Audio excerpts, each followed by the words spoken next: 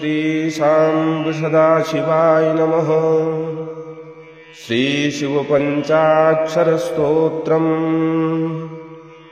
नागेन्द्रहाराय त्रिलोचनाय भस्मांगरागाय महेश्वराय नित्याय शुद्धाय दिगंबराय तस्मै नकाराय नमः शिवाय।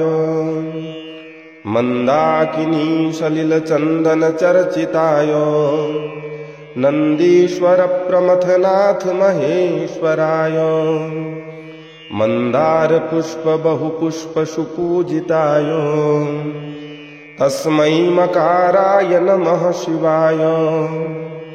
शिवाय गौरी वदनाब्ज वृंद सूर्याय दक्षाध्वरनाशकाय श्रीनीलकंठाय वृषध्वजाय तस्मै शिकाराय नमः शिवाय।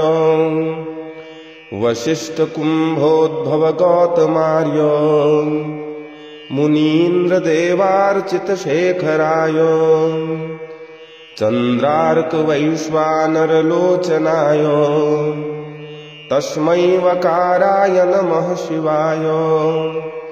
यक्षस्वरूपाय जटाधराय पिनाकहस्ताय सनातनाय दिव्याय देवाय दिगंबराय तस्मै यकाराय नमः शिवाय।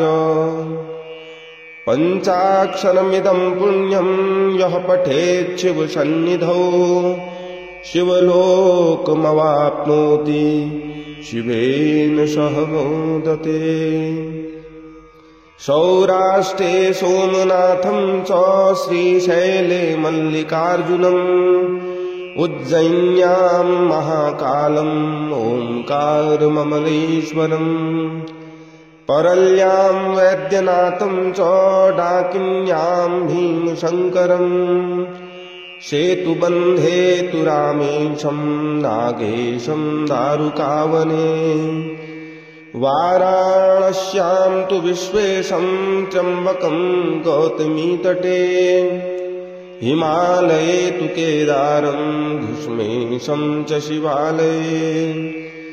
एतानि ज्योतिर्लिङ्गानि सायं प्रातः पठेन्नरः सप्तजन्म कृतं पापं स्मरणेन विनश्यति स्मरणेन विनश्यति स्मरणेन विनश्यति।